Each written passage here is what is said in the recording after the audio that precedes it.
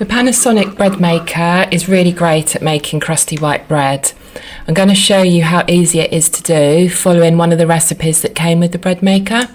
Bread Maker is the perfect way to make homemade bread for me with minimal effort. It tastes really good and there's so many different varieties of bread you can make, as well as pizza dough, cakes and jams. If you're thinking about buying a bread maker, I can recommend this particular one, and if you head down to the description down below, you'll see a link to where you can buy it from.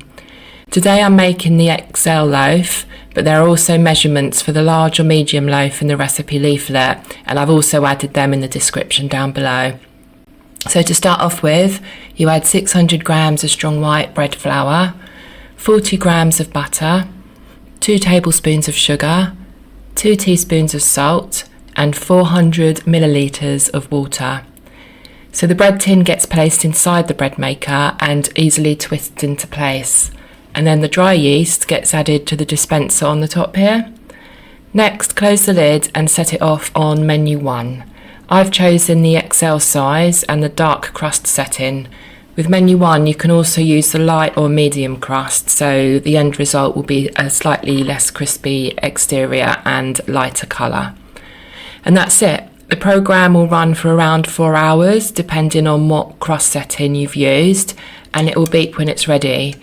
You could also use a delay timer so that it's ready for a certain time. So when the bread is ready, remove the tin from the machine. I would use oven gloves to handle it. Tip it upside down and then slide the loaf out. You can see how it is crusty on the outside, and then you can see this hole on the underside of the loaf. That's just where the paddle has been. Unfortunately, that will always be there, but it doesn't really affect the bread at all. Now this is the hard part, leaving it to cool for at least an hour before slicing into it. You can see I didn't wait an hour. You can see the steam coming out. You can cut into it before the hour, but it will be harder to slice and it might seem a little undercooked. If stored correctly, this bread should last a few days. I store mine in a bread bag.